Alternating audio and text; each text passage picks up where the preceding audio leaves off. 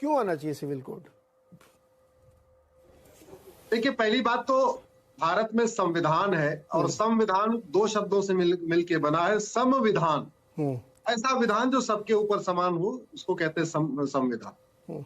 दूसरा, आर्टिकल 44 लागू 75 साल के बाद ये चर्चा हो रही है कि होना चाहिए कि नहीं होना चाहिए। ये चर्चा करना ही कि लागू नहीं होना चाहिए, जरूरत नहीं है, मुझे लगता है संविधान निर्माताओं का अपमान है।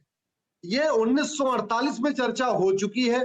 23 नवंबर 1948 को बाकायदा रेजोल्यूशन पास हो गया कि नहीं, भारत में आर्टिकल 44 जो पहले आर्टिकल 35 था, रीनंबर होने के 44 हो गया, चलेगा। पूरे के पूरे कॉन्स्टिट्यूशन में नीरज जी शैल बहुत रेयर 5 बार शैल यूज हुआ है, 5 बार केवल, अदरवाइज विल यूज हुआ है। उसमें से एक बार आर्टिकल 44 में यूज हुआ है शैल, कि मतलब ये ड्यूटी है, इसको लागू करना है, इसमें हीला हवाली नहीं करना। और आर्टिकल 37 में कह दिया directive principles are nevertheless fundamental. उन्होंने ये भी कह दिया कि ये जो डायरेक्टिव प्रिंसिपल है किसी भी कीमत पे फंडामेंटल राइट से कम नहीं है। इट शैल बी ड्यूटी, ये ड्यूटी थी।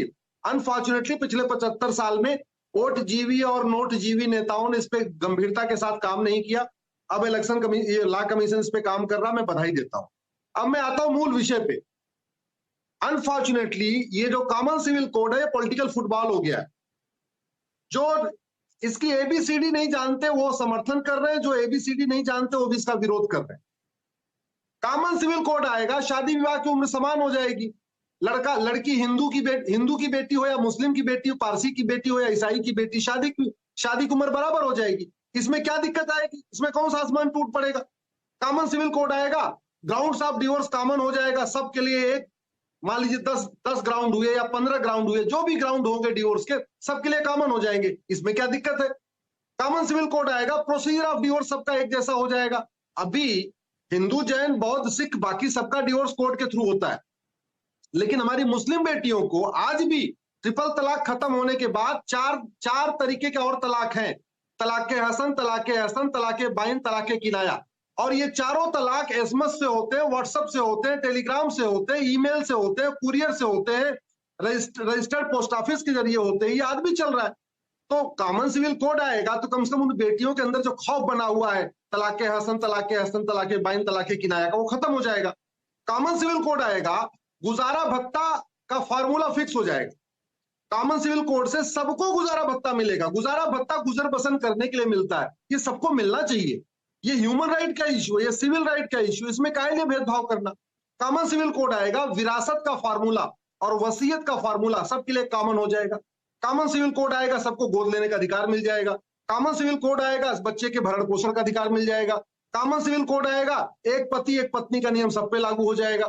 तो मेरा ये मानना है कि कॉमन सिविल कोड आने से 100% फायदा मुस्लिम बेटियों को होगा, उसके बाद थोड़ा सा क्रिश्चियन बेटियों को होगा, उसके बाद पारसी बेटियों को होगा।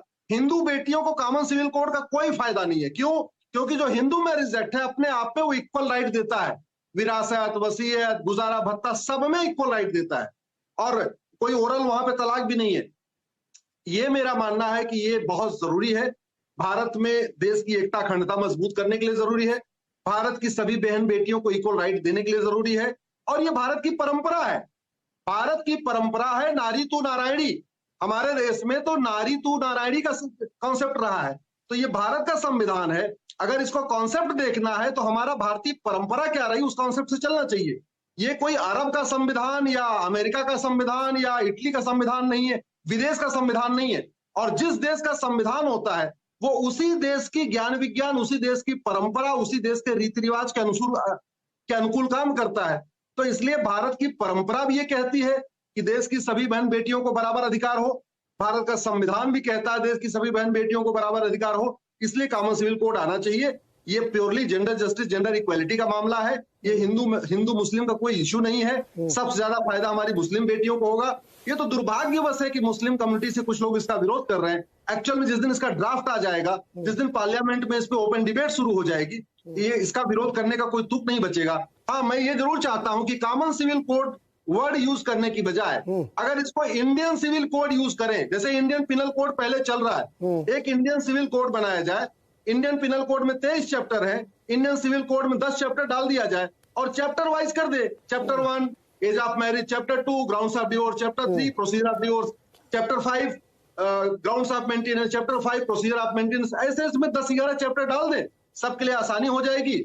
आखिर ये शरीयत act, Parsi marriage act, Christian marriage act, Hindu marriage act की जरूरत ही नहीं पड़ेगी। इंटरेस्टिंग, लेकिन